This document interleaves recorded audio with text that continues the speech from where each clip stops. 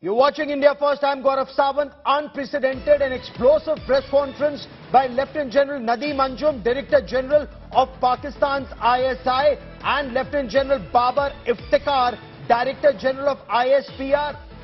The Pakistan Army has attacked Imran Khan, and this is being seen as proof of deep turmoil in Pakistan. Pakistan Army has targeted former Prime Minister Imran Khan. They've accused Imran Khan of indulging in doublespeak.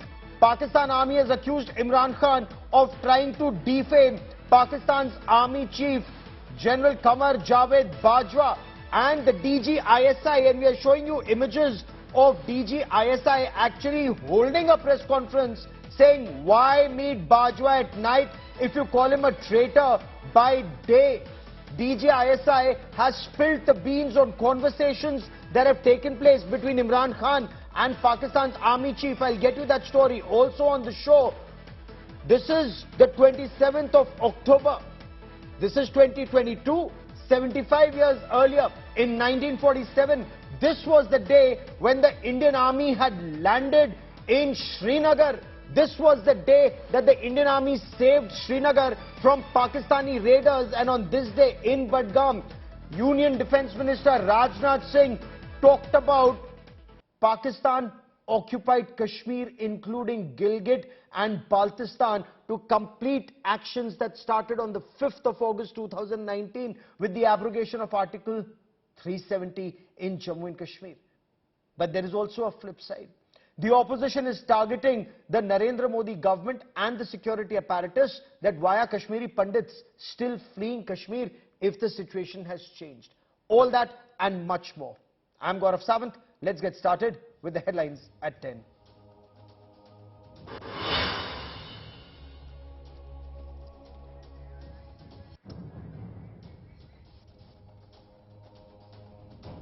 Telangana poaching controversy sparks a political showdown. 3 arrested for alleged bid to poach MLAs in a late-night raid. TRS and BJP blame game over poll stunt escalates.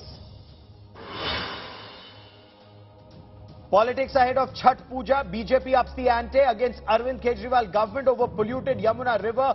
Arvind Kejriwal visits the Ghazipur landfill and hits back at the BJP over Delhi's garbage crisis.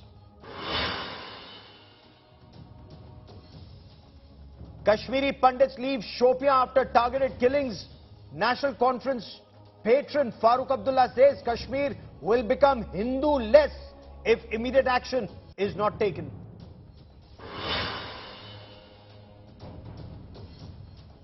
Historic move by the BCCI, equal match fee from now on, both for men and women's cricket team. Jay Shah calls it BCCI's commitment towards women's cricket.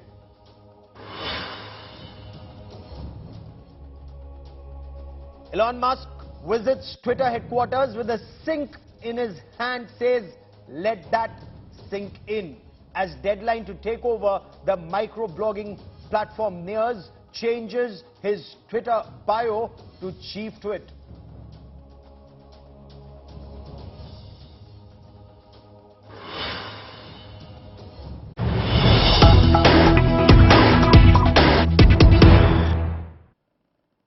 I want to take you to that explosive press conference by Pakistan's DG ISI, Lieutenant General Nadeem Anjum.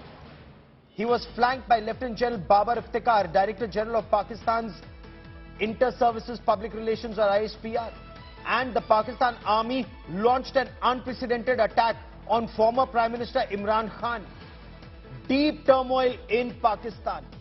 Pakistan Army's targeted Imran Khan. DG ISI is supposed to remain in the shadows, but here he came out in public. Look at those images. You had DG ISI General Nadeem Anjum holding a press conference and spilling the beans on conversation that General Bajwa had with Imran Khan, and major accusations have been made against Imran Khan because of Imran Khan calling Pakistan's army Mir Jafars or traitors. General Anjum said, I cannot sit back and listen when my army is being called names. These are his words or words to that effect. He also asked Imran Khan Why did you meet General Bajwa at night if you call him traitor by day? DGISI has given out details of the conversation that they've had. Imran Khan has been accused of creating ill will in Pakistan towards the Pakistan army.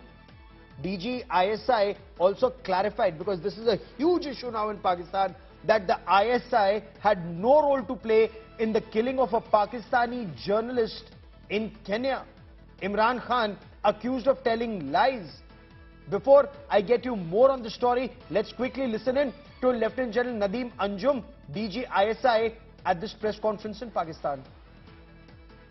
अगर वो वाकई आपकी नज़र में गद्दार है, आपकी सोच में गद्दार है, तो फिर आज भी उनसे पसे पर्दा क्यों मिलते हैं? मुझे आपके मिलने पे एतराज नहीं है, आप मिलिए, ये हमारा फर्ज है इस मुल्क के हर शहरी की आवाज़ पे लब्बैक कहना। लेकिन ये ना करें कि आप रात की खामोशी में बंद दरवाज़ों के पीछे हमें मिलें, अपनी आईनी गैर आईनी ख्वाहिशात का इजहार करें, वो भी आपका हक है। लेकिन ये नहीं हो सकता कि दिन की रोशनी में उसी बंदे को आप गद्दार कहें। आपकी कौलो फेल में, फिक्र तदब्बर में इतना खुला, इतना बड़ा तजाद ठीक नहीं। And before I get you more on the story, let's also quickly listen in to former Pakistan Prime Minister Imran Khan, where he called Pakistan Army Janwar. He's called Pakistan Army much worse names, but let's listen in. जब अच्छा बुरा होता है तो अल्लाह ने हमें इजाजत ही नहीं दी कि हम न्यूट्रल हो जाएं। जानवर न्यूट्रल होता है, जानवर में अच्छे बुरे की तमीज नहीं होती। इंसान अच्छाई के साथ खड़ा होता है। Let's try and make sense of these developments in Pakistan, this deep turmoil in Pakistan, where DGISI has to hold a press conference and take on Imran Khan, who's been accusing the establishment of orchestrating a hit on journalist Arshad Sharif in Kenya. Imran Khan accused the Pakistan Army chief of being a traitor. He's called Pakistan Army Mir Jafars of Pakistan, or traitors of Pakistan. DGISI is hit back saying, why are you meeting the army chief at night if you call him traitor by day? Joining me on India First is Shiv Arur, our executive editor at India Today, and also Geeta Mohan, our foreign affairs editor. Shiv, to you first. Is Imran Khan actually a Frankenstein's monster? Pakistan Army created him. Pakistan Army propped him. Now he's attacking the same Pakistan Army. And isn't this unprecedented, Shiv, that a spy chief who's supposed to carry secrets to his grave is actually spilling the beans on live television at a press conference? Gaurav, I can't remember the last time any DG of the ISI ever addressed a press conference, far less made public comments about either a current or a former prime minister, but that is really a commentary on the state of Pakistan today, that the current active DG ISI, Lieutenant General Nadeem Anjum, has, taken stage at a press conference to lash out at Imran Khan over, his continuing uninterrupted rant, calling Qamar Javed Bajwa, the army chief, a gaddar, a traitor, attacking the military, attacking the state forces, saying that they're responsible for what's happening in Pakistan at this point of time, bringing in the death of the killing of a Pakistani journalist in Kenya recently. All of these have obviously, become a triggerhead as far as the ISI is concerned, but that's how bad things are. Normally, you would see a DG ISI probably never face a camera, far less, attack a former prime minister. The ISI takes all such information to its grave. But look at some of the things that he has said. He's talked about those meetings Imran Khan had with, General Bajwa when he was the prime minister during those last few hours, practically begging, trying to strike a deal with the military at that point of time when he was clearly on his way out. Using that now, the DG ISI is basically taunting Imran Khan. He's been a man on the back foot, but he's also a man who has a lot of inside information about the way, the Pakistan government has run the relationship with the military. He's a bit of a loose cannon, playing with fire, because in Pakistan one knows one doesn't mess with the military. But like I said, what I started with is what I'll end this comment with, which is that is a commentary on the state of Pakistan today. It's all hell breaking loose at every level. It's every man for himself. and things are so bad that the DGISI, one of the most secretive appointments in the state, the state forces of Pakistan, has faced a camera to take pot shots at Imran Khan. That's Pakistan today. Things are really, really bad in Pakistan. Let me also quickly bring in Geeta Mohan for more on this. Geeta, the death of this Pakistani journalist in Kenya, Arshad Sharif, is that perhaps the last straw that broke the camel's back? Imran Khan has been creating ill will against Pakistan Army since before his ouster or since the day of his ouster very openly. Is the mood on ground actually changing? Is it becoming anti-Pakistan Army, and is that why DGISI was forced to hold a press conference? Well, it's very interesting, Gaurav. Yes, it is the last straw, one of the last straws, so to say. A Pakistani journalist assassinated, allegedly killed in police shooting. But the Pakistani public, Gaurav, does not believe so. They really believe that it is the hand and the handiwork of the administration in Pakistan, because of which Arshad in the first place had to flee the country, left for Dubai, was found there, called his friends up and said he's been found, and so he's moving to Kenya. So a very sad story, but also many believe within Pakistan, strategic experts, journalists who have been following this, Gaurav, that this indeed is a strategic error by the Pakistani army for DGISI to really hold a press conference with regards to Imran Khan and then admit that the man was going and meeting the chief of army staff in the mid of the night, Yes. in the dark of the night, so to say, and in the morning would come out and call him Gaddar. Really was not just doublespeak, but it's also an admission that at the end of the day, who's in control of Pakistan? Whether it was Imran Khan propped up against Nawaz Sharif back then when the long march and taking the entire city bringing the city to a halt, the Islamabad to a halt back then, or for that matter even now, when Shahbaz Sharif has been propped up.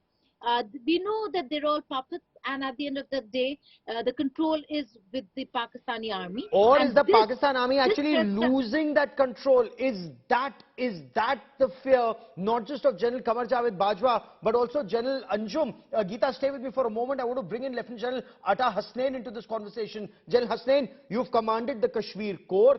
You watch what's happening in Pakistan very closely, and you have a smile on your face. I mean, of course, people in India who watch Pakistan very closely, I mean, it's time to eat popcorn and watch Pakistan, break in pieces. But is that actually what is happening? Is Pakistan Army in trouble? Is hatred towards Pakistan Army that Imran Khan is encouraging, is that striking a chord with people in Pakistan? See, Gaurav, there is no doubt about it that there are two ends which are all in turbulence in Pakistan at the moment. The political community, which just doesn't seem to be able to get its act together, whose eyes are primarily on next year, the elections, and looking at ways by which they can, advantage themselves. And here is the Pakistan Army, which is still in the throes of an internal struggle. If you ask me, General Bajwa's 7-day stay in Washington itself was not something very, very encouraging, very stabilizing as such. Why would a chief be spending 7 days in Washington as a farewell visit at this particular time? Lots of posturing going on, lots of power centers emerging. We are going to see at the end of General Bajwa's tenure a potential emergence of some kind of an internal turbulence, which is going to lead to lots and lots of divisions within the Pakistan Army itself. The DGISI, as you very correctly pointed out, is not the kind of appointment who comes up to give you a press conference. He is supposed to be the most secretive appointment, supposed to be in the backdrop looking at assessments and projecting those assessments to the government, not himself going there and giving advisories to the government in public. Yes. So something very strange is happening in Pakistan. There is no doubt about it. We probably will find things emerging in the very near future. Interesting. Does that actually mean that not too far in the future, we may once again hear Mere Aziz Hamwatno? Is that what is likely to happen in Pakistan in the months ahead? We'll track that story very closely, but let me now shift focus to the other big story we're tracking here on India Today. When the centre revoked Article 370, amidst that communication blockade on the 5th of August in 2019, the Narendra Modi government was very confident that the move will usher development in the Kashmir Valley and perhaps bring an end to Pakistan's state-sponsored terrorism. 3 years down the line, is that actually a reality? Targeted killings have gained pace.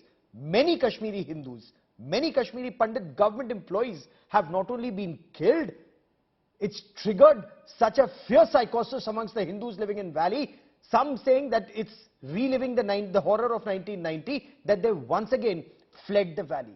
Kashmiri Hindus have been protesting for 168 days and counting. Sunil Ji Bhatt with this report.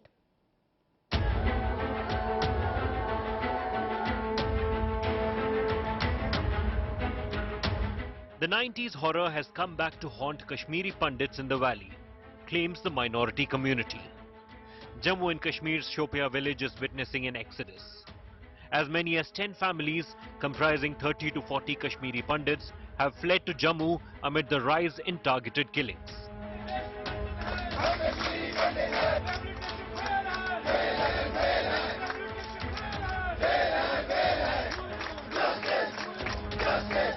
While the Shopia administration has denied claims of any exodus, Pandits who have since been camping in Jammu staged protest on Thursday and claimed the government is doing nothing but rubbing salt on their wounds. This time it's on part of the government. Government is denying exodus. Government is denying the killings. Government is saying everything is hunky-dory. They are celebrating Jashn-e-Kashmir, Jashn-e-Azadi, but bereft of Kashmiri Pandits. The plight of Kashmiri Pandits is political flashpoint in the Union Territory. Defence Minister Rajnath Singh, who was in the valley on Thursday, tore into previous governments for their alleged silence on the killings of Kashmiri Pandits over the years. Jammu Kashmir में जो स्थिति बन गई थी, उसके पीछे ऐसे लोगों की चुप्पी एक बहुत बड़ा कारण थी। सबसे दुखद तो तब रहा जब कश्मीरी पंडितों को एथनिक क्लिंजिंग करके उन्हें घाटी से पलायन करने पर मजबूर किया गया। National Conference Chief Farooq Abdullah triggered a row when he said Kashmir will become 100% Hindu-less if the government fails to do anything soon. Home minister हैं, उनको देखना चाहिए और इसकी तरफ तवज्जो देनी चाहिए कि वो जो रोज कहते हैं कि हालात ठीक हैं, तो हालात ठीक नहीं है, नहीं तो हालात ठीक होते ये क्यों जाते? I don't get an answer. The Congress lashed out at the centre and demanded that the Modi government release a white paper on the plight of the minority community during its 8-year rule. We need a white paper on the last 8 years of errors of omission and commission done by this government, which has led to a situation where there are target killings of Kashmiri Pandits, which has led to a situation where you cannot hold an election in the state. The centre, after abrogating Article 370 in 2019, has been claiming the decision has brought peace and improved the security in the valley. Kashmiri Pandit government employees who fled the valley few months ago have been on dharna here in Jammu for last 168 days. They say that the government hasn't taken proper cognizance of their problems and issues. They are accusing the government of being insensitive towards them, and they are raising an important question. Are they the abandoned children of Mother India? With video journalist Neeraj Kumar, this is Sunil Bhatt reporting from Jammu for India Today. So for the past 168 days and counting, Kashmiri Pandit employees have been protesting in Jammu. They are living in fear and now without funds. 10 Kashmiri Pandit families fled Shopia. Remember, it was this day, 27th of October 1947, that the Indian Army landed in Srinagar to save J&K from Pakistani raiders and army. 75 years of that glorious day, Raksha Mantri Rajnath Singh talks of taking back Gilgit and Baltistan. The opposition says first make Kashmiri Pandits safe in Kashmir. Joining me on India First, General Hasnain, former Kashmir Corps Commander. R.P. Singh represents the BJP spokesperson and leader. Majid Haidari is a valley-based commentator and analyst. But R.P. Singh, we were told post-August 5, 2019, the Pakistani ecosystem, that terror ecosystem will be defeated.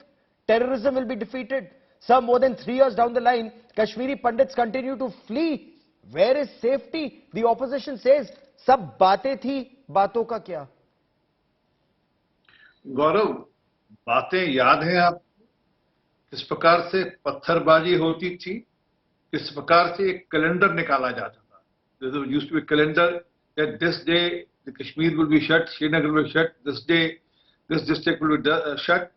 And not only that, the way that terrorism used to happen in Kashmir, is it the same now which is happening in Kashmir? Today is a hybrid sort of terrorism. Earlier it was an open terrorism. And we need to work on that also. And then the state government and the central government put together is working on hybrid terrorism also, how to tackle that also. But situation is not same as before 5th August 2019. It has changed on ground. Today there are elected people in the state which are the local body elected people. Earlier it used to be just families who used to run the state.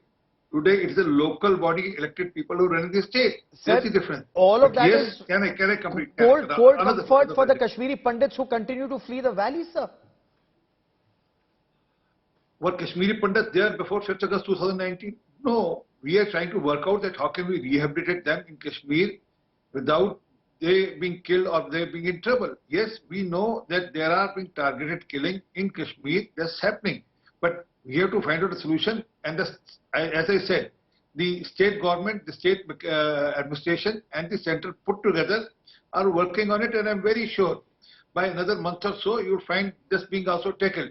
But again, sir, another month, it's been over same, 3 years. Is it the same? Sir, it's been over 3 years. It used to be? It's no longer a state, it's now a union territory. The administration is the Lieutenant Governor, representative of the centre, General Hasnain. The killings are due to revocation of special status of J&K, claims Farooq Abdullah. Kashmiri Pandits, Hindus from other parts of the country, they continue to be targeted in the valley. In your views, and since you've commanded the Kashmir Corps, sir, where is the problem? Why is there no solution yet in your view, sir? See, Gaurav, first of all, this is a very sensitive subject, and every word I speak, I'm weighing it very carefully. I am totally in empathy with every single Kashmiri Pandit and the Kashmiri Pandit families there. We've seen it happen from the 19th of January 1990 onwards. I still claim that most people in Kashmir, most people in India have no idea of what is the meaning of security. 100% security for the last individual is not possible in the city of Delhi, Mumbai, Bangalore or Chennai either. Here, yes, you have got battalions and battalions of the Rashtra Rifles. You've got a proxy war running which is doing a pushback. Remember, Pakistan is at the bottom of this entire thing. If they want to do something, they're getting past all the mechanisms that you have established. You have achieved a lot after the 5th of August 2019. Exactly what just now our representative from the BJP has kindly just said. Okay. You have pushed back. We have achieved the security. There's no stone throwing. Networks are down today, etc. But there is targeted killing still, and that is a problem which we have to overcome. Okay. As a military commander in Kashmir, let me tell you, this was an area of major concern for me always. That single individual, the single policeman, the single TA, home and hurt soldier of mine who was on leave, these are the people who are vulnerable, and they are the ones who are chosen for the pushback by those who are sponsoring this proxy war. We have to find solutions. You are right, Sir, absolutely. You know, Kashmiri Pandits should not be posted to smaller areas. If they were being posted earlier, you know, that was a hostile administration, which means 3 years after Narendra Modi government removed Article 370, that hostile administration remains. That these Kashmiri Pandits, poor Kashmiri Pandits are still being posted in penny packets in smaller areas. Gaurav, the last time this happened, yes, there were some misgivings on this, and people did admit that there was an oversight perhaps in some cases, but much of this was consolidated and people were brought back. I know this place, Chaudhary Gund, where this issue has happened in the last few days. It's right on the road there itself. Yes. But somehow, as I told you, people, these elements do get past, and yes, there are failings once in a while in the security setup. As a senior commander who's been responsible in Kashmir, I can admit it to you. Okay, but I want to bring in Majid Haidari also into this conversation. This is failure of so-called Kashmiriyat, Majid Haidari. Kashmiris continue to hide terrorists, some of them at least. Hybrid terror shows the level of radicalization in Kashmiri society. Well, Gaurav, firstly, happy Shaurya Divas. Much the way we need to thank Nehru ji for his crucial role in India's independence, we need to thank him for making this day possible that we are celebrating. Sir, cold comfort for the Kashmiri Pandits who are being killed by these hybrid terrorists. Sir, I am coming to that point. Quickly, sir. Kashmiri Pandits are in an endless pain, and the reason is that the idea of governance in Jammu and Kashmir post 2019 has been reduced to the optics of holding cultural events. And we have so many festivities of cultural events that the pain and the plight of Kashmiri Pandits is getting overshadowed, much the way it's happening after festivities after festivities. The only festival left here in Jammu and Kashmir is targeted killing divas, and I hope that the JK administration will soon hold that. Sir, my point is very simple, and I quite disagree with General Atta Hasnan on the point that he said providing security to every individual is not possible. Sir, every life matters, and in Indian democracy... Very good. So let Kashmiri Muslims also protect Kashmiri Hindus, sir. Instead of hiding terrorists, some of them hiding terrorists in their homes, or these hybrid terrorists emerging. Who are these hybrid terrorists except people living in the same society? But RP Singh, the point that Majid Hydari raises, there's so much dikhava about festival here and a festival there. Where is action on ground? Why are Kashmiri Pandits still posted in remote areas, sir? Well, that has been corrected, and the state government administration ensured that no Kashmiri Pandit will be posted in isolation. They will be posted at Mr. Majid Hydari. Mr. Hydari, did I interrupt you? Did I interrupt you? Did I interrupt you? Did I interrupt you? Majid Hydari, let RP Singh finish his point. Let RP Singh finish his point. Government is working. You are not providing them security, you are not giving them salary, you are letting them get killed in Kashmir, and then you come for a bhajan on the show. Please have some shame. It's Kashmiri Pandits who are getting killed. Today, people in Kashmir should also have some shame. Those people who are hiding terrorists in their houses, how are these hybrid terrorists coming up? Why are Kashmiri people in Kashmir not coming up and giving information about these hybrid terrorists? That level of radicalization, Kashmiriyat is dikhava. But quickly, okay, only RP Singh, sir, complete your point. Well, again, I was going to say that why don't Majid Hadi take a stand and say that all those terrorists who are killing, doing hybrid terrorism or are doing targeted terrorism, Kashmiri Muslims who are supporting them or hiding them or giving them shelter should come in open and say, yes, here's the person, please take him away. Because that's the way the normalcy will come. I mean, that's the way the Kashmiri Pandits will feel comfort and stay there.